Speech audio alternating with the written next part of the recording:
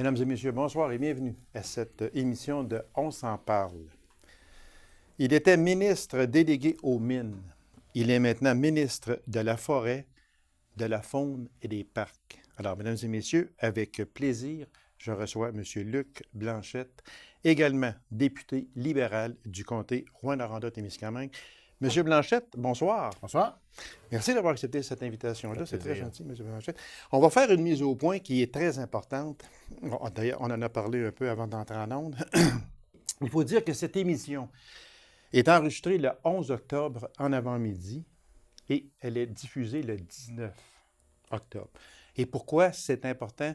Surtout pour un item que l'on va parler, c'est l'accord sur le bois d'œuvre.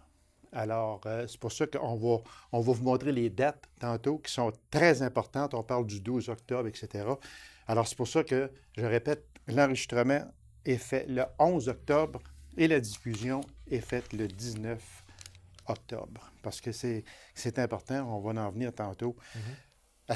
Moi, j'appelle ça à cet énorme dossier. Je pense que vous en êtes conscient. Et voilà, exactement. Monsieur le ministre, on sait que l'Abitibi-Témiscamingue, c'est une région où les trois principales sources de revenus sont la forêt, les mines et l'agriculture également. Vous étiez délégué aux mines et vous voilà maintenant rendu ministre de la forêt, de la faune et des parcs. Moi, si je vous demandais quelle similitude il y a entre les deux ministères? En fait, c'est deux ministères totalement différents sur le plan sectoriel, Oui. parce qu'il y a beaucoup de réglementations distinctes dans un cas comme dans l'autre. Mais essentiellement, je demeure toujours responsable de l'Abitibi-Témiscamingue et du nord du Québec. Fait que la similitude est importante parce que c'est pas vrai que je ne touche plus aux mines. C'est vrai que je touche plus à la réglementation des mines. J'ai plus de projet de loi sur les mines, mais essentiellement, là... Mais vous êtes ministre quand même régional, de la région, c'est ça. Donc, responsable des projets miniers là, auxquels là, je peux influencer les ministres sectoriels. Comme c'est un secteur que je connais bien, je suis assez confortable avec ça aussi. Maintenant, du côté des forêts, c'est crucial. Surtout, on pourra en parler tantôt, mais c'est 140 municipalités qui dépendent directement d'usines de première transformation. Ça représente 60 000 emplois. C'est crucial pour une ville comme La Sarre, mais c'est aussi crucial pour Amos, pour le Val-d'Or, pour Ville-Marie et Témiscamingue-Sud. C'est des châteaux forts d'usines de première transformation dans chacun de ces lieux-là. Mais aussi pour l'ensemble du Québec, parce que c'est vraiment beaucoup d'emplois, c'est des économies locales qui en dépendent. Donc, c'est essentiel. Et c'est je dirais, un mandat, les forêts, non seulement crucial, mais c'est aussi sur le plan réglementaire, c'est sur le plan respectueux de l'aménagement durable des forêts. Je vais juste ouvrir une parenthèse, parce que quand on entend le mot durable, on dit qu'on l'utilise à toutes les sauces.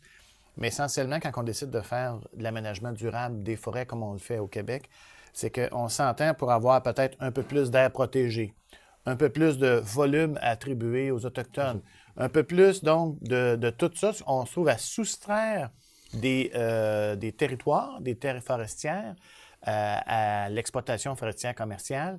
Et ça veut donc dire aussi, si on veut être durable et maintenir nos volumes de bois, qu'il faut faire de l'aménagement intensif parfois ailleurs.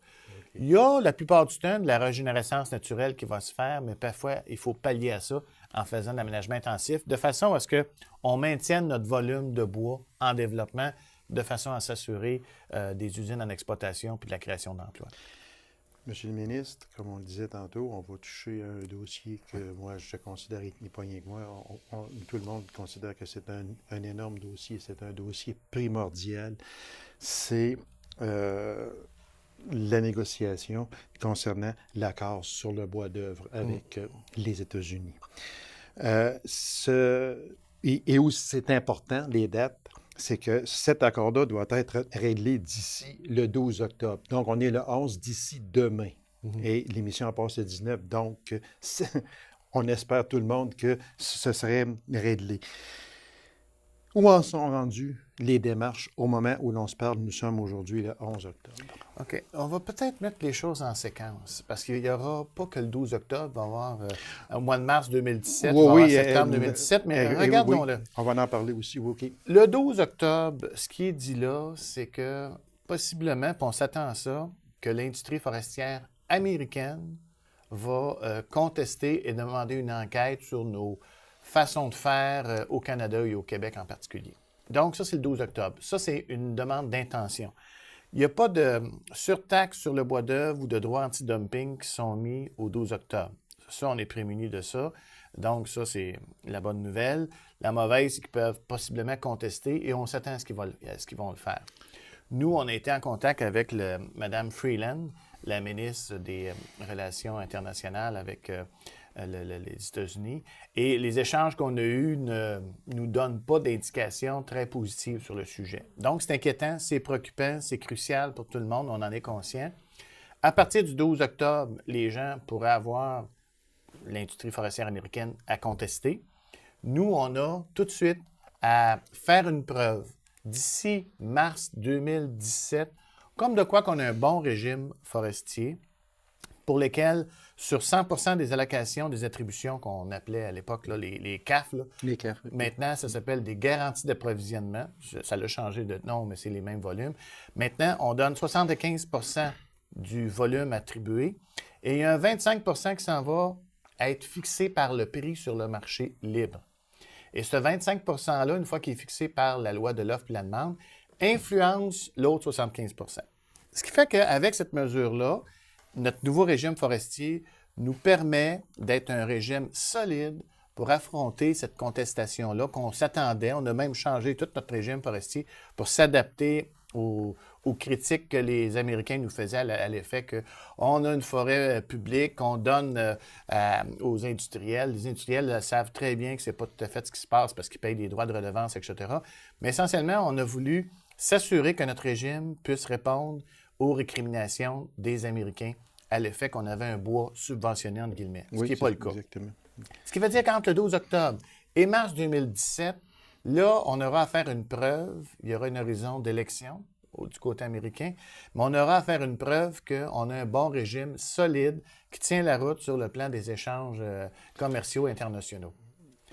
Oui, parce que j'ai lu beaucoup sur cet accord-là. Puis, même une chose que j'ai trouvée, j'ai même sursauté, les Américains nous désignent comme des communistes du Nord. Ouais. Ce n'est vraiment pas peu dire, là. Ouais. Mais c'est vrai que ce sont des Américains. Et quand on parle du mot américain, on sait à peu près c'est quoi. Mais quand même, on va loin là, quand on va jusque-là. Oui, tout ça parce qu'ils disent qu'on a un bois subventionné. Voilà, exactement. Bon, c'est ça. Et tout ce qui est subventionné, c'est social-démocrate, puis eux autres, ce qui est social-démocrate, puis ils associent ça aux communistes, etc. Ah oui, c'est oui.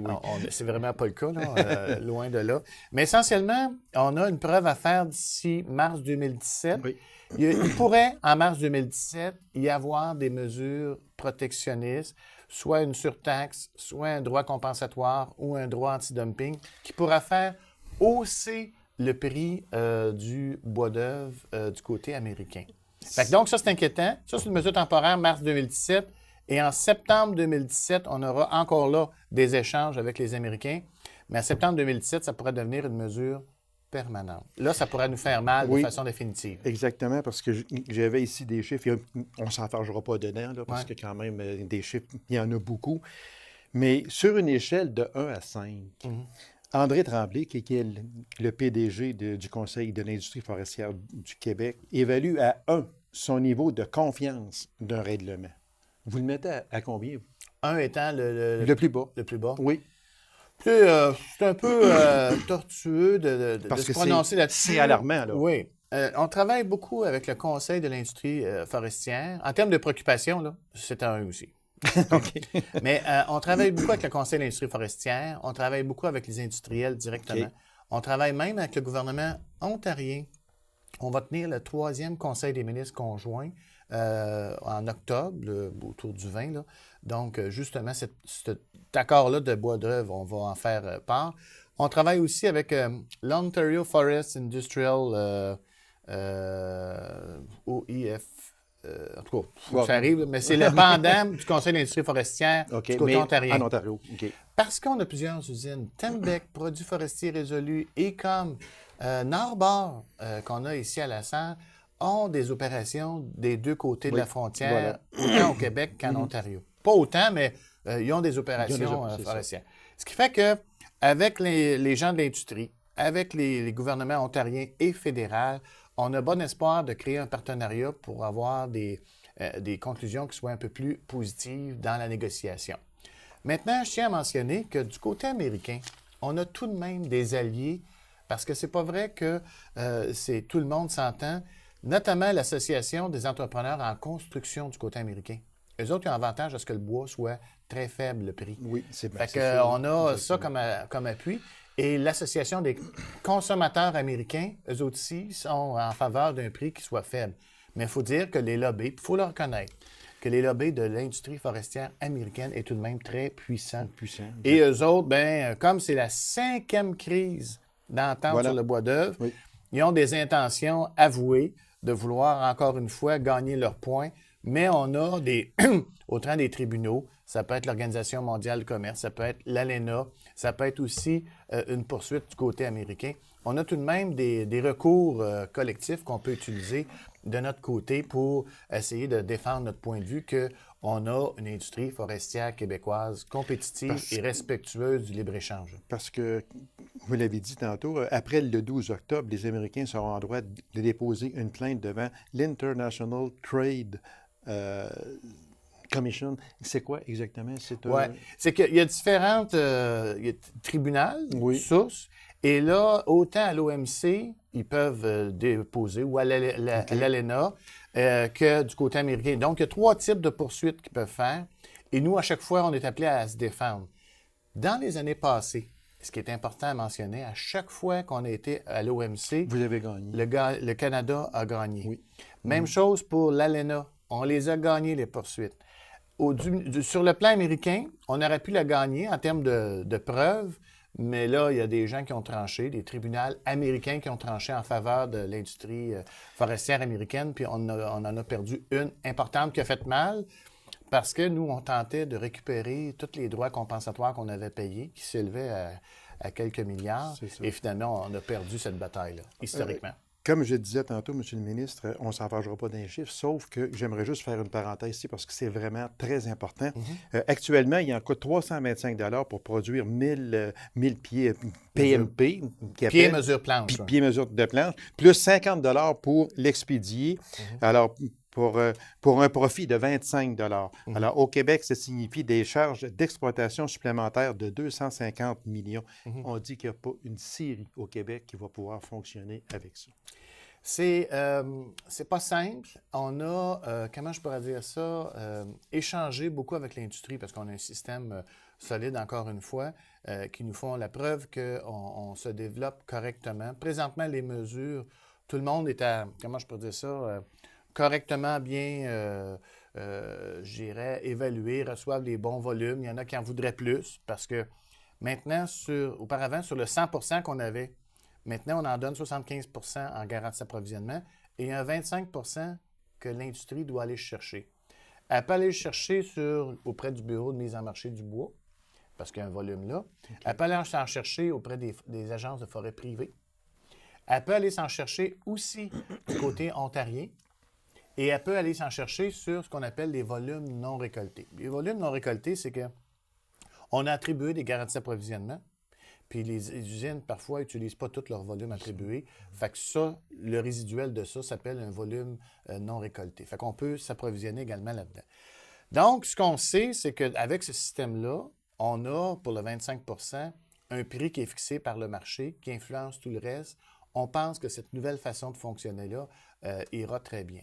Maintenant, advenant les droits compensatoires, des surtaxes ou des droits anti-dumping que les Américains pourraient nous imposer, là, ça change la donne. Voilà. Et ça, là, c'est crucial. Il faut gagner cette bataille-là. Une bataille qui va se définir à coup d'analyse, à coup d'enquête et à coup de preuves que le Québec aura à faire, en collaboration, bien sûr, avec le gouvernement fédéral. Mais essentiellement, On a des appuis du côté ontarien, du côté des maritimes et du côté du Québec, bien sûr. Fait qu'on pense, nous, que ça va résister un peu à la vague protectionniste que du côté américain. Mais ce n'est pas un dossier simple, c'est un dossier qui est crucial. Oui. On pense que le Québec peut sortir grandi de ça, mais c'est Mais sûr ça sera pas que facile, c'est sûr. s'il y a des mesures protectionnistes qui sont mises de l'avant, c'est sûr que l'industrie forestière québécoise va être grandement menacée. Je suis d'accord avec vous. Monsieur Blanchet, deux questions avant de terminer ce Oui. dossier-là. Quelle serait l'aide des gouvernements, en particulier celui du Québec, dans ce dossier-là? On est là-dessus. C'est difficile de subventionner directement l'entreprise. On cherche donc des mesures plus indirectes. Et ça, on n'a pas à dévoiler, mais on va regarder le panier de types d'interventions qu'on peut faire. On est là-dedans présentement. Okay. Fait que je vais attendre que les décisions soient prises, mais présentement, on regarde un scénario de la sorte. Je vais me réserver un peu le temps avant de faire des annonces ici. Et une dernière question. 130 séries, 60 000 emplois dans l'ensemble du secteur, 3 de contribution au PIB, 9,6 milliards d'exportations, 16 milliards de chiffre d'affaires. Est-ce que tout ça est en péril au Québec, M. Blanchet? C'est préoccupant. Je n'oserais pas dire le terme péril, mais c'est préoccupant, c'est inquiétant. Il faut regarder ça. Moi, je travaille beaucoup en collaboration avec Dominique Andelade pour ma collègue du ministère de l'Économie, de la Science et de l'Innovation. On travaille, même en fin de semaine, on a eu à 2 moments des échanges là-dessus. Donc, on est là-dessus sur trouver des scénarios pour pouvoir bien faire nos preuves qu'on a à faire. Ça, le ministère est préparé, mais aussi peut-être un certain nombre de mesures qui pourraient pallier à une situation très critique. On est prêt pour un plan B plus difficile, mais on souhaite encore un plan A bien négocié en faisant la preuve que. Disons qu'on joue sur les deux plans, mais on espère bien sûr faire la preuve qu'on n'est pas, on n'a pas d'industrie subventionnée directement parce qu'on a un système qui tient la route sur le plan juridique. Fait que c'est une voie qu'on va utiliser, mais l'autre pourra exister aussi. C'est-à-dire, est-ce qu'on met des mesures de l'avant pour un peu atténuer l'impact négatif de telles mesures protectionnistes américaines?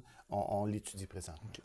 Mais ce n'est pas un dossier qui est clos, puisqu'il est ouvert, parce qu'il y aura une belle période, je dirais, de négociation qui va se faire entre octobre et mars 2017.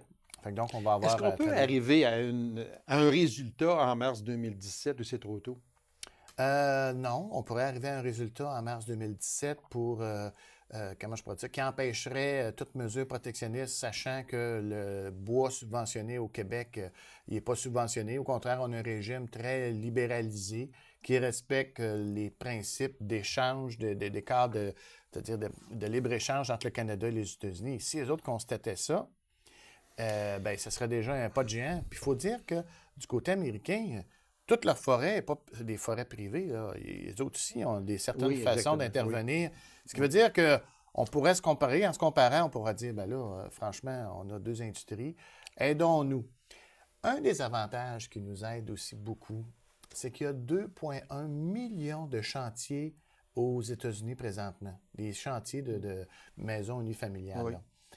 Auparavant, c'est à peu près une bonne année, c'était à 1 million. Oui, donc là, on est en double. Oui. Ce qui veut dire qu'ils ont besoin de notre bois d'œuvre. Est-ce qu'ils vont être intransigeants avec nous? Moi, je ne le crois pas. Est-ce que l'Association des consommateurs pourront parler? Je l'espère. Est-ce que l'Association des entrepreneurs en construction américains pourront parler? Je l'espère également. Donc, c'est le pari un peu qu'on fait que, comme ils ont des besoins de bois d'œuvre, qu'on en a, bien franchement, puis qu'on a fait des efforts pour avoir un nouveau régime forestier adapté, sautons donc sur l'occasion pour pouvoir bien faire les choses et garder ça en libre-échange. En espérant que ça va bien se terminer parce qu'il y a beaucoup d'emplois qui sont en jeu ici C'est préoccupant, c'est crucial, c'est important. Tous les mots, les superlatifs sont tous là et on y travaille très fort pour défendre notre industrie. Monsieur Blanchette, à la forêt est rattachée également la faune. Oui. On sait que chez nous, la faune, on est dedans, pas à peu près. On est dedans, pas à peu près. Quelle est votre position sur la protection et la conservation de la faune actuellement? La faune, dépendamment des types d'espèces, parfois il faut la protéger, parfois il faut la conserver, et d'autres fois, il faut en faire une gestion rationnelle. Comme cette année, il y avait juste les mâles qu'on pouvait tuer, non pas les femelles. Voilà. Ça, c'est dans un souci qu'il y a de la reproduction, puis c'est de bonnes et saines pratiques de gestion.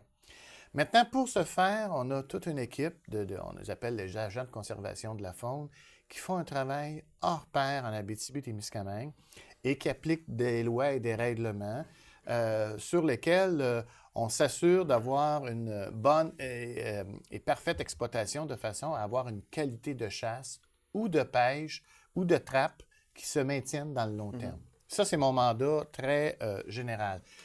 En plus des agents de conservation de la faune, des 380 agents de conservation de la faune sur l'ensemble du territoire du Québec, il y a la ligne info-braconnage. Par justice, si jamais il se passe que vous faites des constats, bien, appelez la ligne info-braconnage. Ça a ses effets. On fait des enquêtes, on fait des poursuites judiciaires.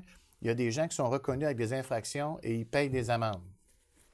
Récemment, je discutais avec des gens, est-ce que les amendes sont suffisamment dissuasives? Bon, peut-être qu'on peut revoir tout ça. On est en train d'en faire l'analyse. Non pas pour une première infraction, mais pour une récidive. OK, pour une récidive. C'est ça, OK. Parce que les gens ont droit, c'est à l'avantage de tout le monde d'avoir une qualité de chasse, de pêche pour tout le monde. Fait que dès qu'il y a des abus ou du braconnage, bien là, à ce moment-là, ça nous empêche d'aller plus loin. L'autre chose qui est importante, au-delà de la ligne info-braconnage puis nos 380 agents de conservation de la faune, c'est tout le site Facebook. Facebook, il y a beaucoup d'informations qui circulent là-dedans. Et là-dedans aussi, il y a comme une sensibilisation par rapport à la population. Une population jeune, mais une population d'aînés, parce que quand on est maniaque de chasse ou de pêche, on aime ça aussi partager. Fait que le site Facebook réussit à faire beaucoup, notamment en termes de sécurité. C'est beau les caches, mais quand le bois pourrit, il peut y avoir des accidents. Ah, c'est sûr. Fait que donc, il y a tout le port du dossard. Donc, c'est une autre chose. Donc, avec ces trois outils-là, les agents de conservation pour faire les rappels ou les enquêtes, la ligne info-braconnage, plus le site Facebook. Et là, on vient d'ajouter à ça une petite caravane, c'est-à-dire une roulotte qui va faire le tour de tous les salons de chasse et pêche payés par le ministère pour sensibiliser les gens. Fait que donc, c'est sûr qu'on a un devoir de prévention qu'on va utiliser et on compte bien sensibiliser le maximum de personnes et peut-être aussi inciter les jeunes à la pêche. Il y a toujours la journée gratuite de pêche, puis on veut faire la même chose pour la chasse cette année en faisant une initiation pour une journée à la forêt. Ça serait très bien. Monsieur le ministre, un autre gros dossier, il est provincial, mais ça touche également l'Abitibi-Témiscamingue, beaucoup aussi, c'est la santé. Oui. Il y a beaucoup de compression budgétaire qui affectent les soins de santé. Le personnel est vraiment à bout de souffle, puis on en demande encore plus. Que devient le bénéficiaire dans tout ça? Est-il mieux aujourd'hui qu'il était il y a 1 an ou 2 ou 3 passés? Bon, la question, elle est très légitime. Il y a deux choses, par contre, qu'il faut prendre en considération. C'est que dans le temps, on est rendu à 50% de toutes les dépenses du gouvernement du Québec qui s'en vont en santé et services sociaux. Et les compressions que tout le monde dit, c'est pas tant des compressions, c'est qu'au lieu de faire une augmentation de l'ordre de 5%, on a fait une augmentation de l'ordre de 2%. Okay? Donc, on a fait une croissance, mais une croissance moins rapide que celle qui aurait exigé, je dirais, les coûts de système et autres. Là. Ce qui veut dire que dans un contexte comme ça, c'est pas un contexte facile, mais il faut prendre des décisions et optimiser, rationaliser. Les gens n'aiment toujours pas ça, entendre ça, mais il faut le faire. Pourquoi qu'il faut le faire? Parce qu'on dépense en intérêt sur la dette 30 millions par jour. Monsieur Lacaze, je serais bien plus heureux de prendre ce 30 millions-là et de l'attribuer au CISAT pour le secteur Abitibi-Ouest. Là. Oui, mais monsieur le ministre, là, je suis d'accord avec vous, oui, là, qu'il y a 30 millions. Moi aussi, j'aimerais ça qu'il soit mis ailleurs. C'est sûr et certain. Mais quand on touche à la santé, la population est vieillissante. Qu'on le veuille ou non, elle est là. Il me semble, peut-être que vous me corrigez, mais il me semble que des coupures, il y en a eu beaucoup en santé. Il me semble qu'on pourrait en faire ailleurs, puis en faire moins en santé. Est-ce que je me trompe? Oui, puis je vais vous expliquer OK. pourquoi. Comme c'est le gros secteur de dépenses du Ouais, c'est gouvernement sûr. du C'est Québec, le il faut s'en principal. occuper. Oui. Si on s'en occupe pas, on va tout simplement tout envoyer sur la dette. Et là, à long terme, parce qu'on n'est vraiment pas là, heureusement, on a une rigueur budgétaire, à long terme, on pourrait être dans une situation très critique de payer puis de faire grossir une dette qui devienne, je dirais, qu'on ne pourrait pas ramener dans des dimensions plus normales. plus si vous normales. voulez, ouais. Ce qu'il faut s'en préoccuper. Maintenant, c'est important, vous me parlez du mot coupure. Je vous le dis, il n'y a pas eu de compression, moins 4 sur les budgets. Ce n'est pas comme ça que ça a fonctionné.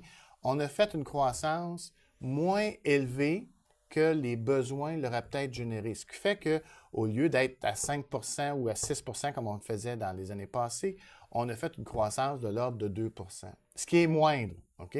Donc, c'est important à mentionner.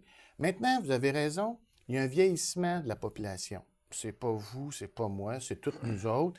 En fait, on a fait beaucoup d'enfants au retour de la Deuxième Guerre, puis on a arrêté d'en faire. Ce qui fait que là, puis ça c'est important, on était en 2010 à 12 de personnes qui avaient plus de 65 ans. On va arriver en 2026, on va être rendu à 24 On va doubler la population aînée. Ce qui veut dire que ce n'est pas tant les 65 ans, 75 ans, oui, mais pas tant que ça. C'est beaucoup les 75 ans et plus, parce que c'est là que les maladies chroniques peuvent sortir, etc. Ce qui fait qu'il faut s'occuper de notre monde. Et il y a des services de proximité qui sont essentiels. La réforme à Gaétan-Barrette, puis moi je salue, dans le fond, tous les efforts qui ont été mis là-dessus. On peut-tu optimiser nos services, rationaliser et rendre rigoureux nos dépenses? C'est ce que les gens en santé ont le mandat de faire. C'est pas simple, mais comme c'est le principal secteur de dépenses, c'est important d'avoir une certaine contribution. Et même si le discours n'est pas très populaire, 50 des dépenses du gouvernement du Québec, on ne peut pas faire fi de ça puis couper ailleurs. Parce qu'on n'aura plus d'environnement, on n'aura plus d'éducation, on n'aura plus d'autres secteurs. Monsieur le ministre, le temps passe très vite. Oui. Il reste à peine 2 minutes, mais que je veux vous entendre sur Optilab. Oui. Optilab, là, ça n'a vraiment pas fini. Puis moi, je trouve que c'est inconcevable. Ça n'a pas de sens. Qu'est-ce que vous en pensez? Bien là, je ne sais pas ce que... moi, je me suis expliqué Optilab. Oui, mais qu'on soit obligé d'envoyer nos échantillons à Montréal pour en faire une lecture. Moi, là, 460 postes de technologie supprimés, ça fait mal. Mais moi, c'est le patient là-dedans, le bénéficiaire. Ouais. OK, allons-y dans l'ordre. Premièrement, Il vous pour reste la 2 minutes. Abitibi-Témiscamingue, c'est 8,5 postes. Il y avait plusieurs postes de ça qui n'étaient pas comblés, puis il y a eu de l'attrition. Mais enlevez les postes. Tu sais, je veux OK, dire, mais on parfait. va parler Mais c'est parce du que c'est bénéficiaire. pas- Oui, OK. mais on va parler du Bon, bénéficiaire. pour le dans ça. bénéficiaire, tous les examens, puis je tiens à rassurer la population, tous les examens simples, faciles et d'urgence vont tous se faire sur le palier local, dans chacun des centres intégrés de santé et de services sociaux, là, que ce soit à la SAR, à Amos, etc. Tout ça va se faire. Certains services spécialisés, je dis bien services techniques de laboratoires spécialisés, pourraient aller se retrouver effectivement au CUSUM, c'est-à-dire à McGill. Mais nous, on a un modèle en Abitibi-Témiscamingue sur lequel on tient beaucoup, qu'il y ait un maintien des activités dans l'ensemble des collectivités de façon à ce que nullement, jamais, aucun patient d'ici soit pénalisé parce que son test s'est perdu à quelque part, etc. Ça ne se fera pas. On va au contraire essayer d'utiliser un modèle équilibré pour maintenir le service auprès de sa population. Il y a beaucoup... Je ne suis pas tout à fait d'accord avec dire que ça va être le patient qui va être au détriment. C'est vrai qu'il y aura un certain nombre de tests spécialisés, mais la plupart des tests vont continuer à se faire en région. Monsieur le ministre, merci infiniment. C'est tout le temps que nous avions. On avait encore beaucoup de choses à parler, mais on va se reprendre. Puis Oui. il y a des dossiers dans ça qu'on va suivre de très près et on va vous réinviter. Notamment sur le bois d'œuvre. Là, Ah oui, ça, soyez assurés de ça, que vous aurez encore une place ici, puis ça va être une des principales questions que je vais vous poser et on va revenir en santé. Merci beaucoup, monsieur Merci, le c'est un ministre. plaisir. Alors, mesdames et messieurs, merci d'avoir été là. On se donne rendez-vous à une prochaine émission de On s'en parle. Au revoir et bonne semaine.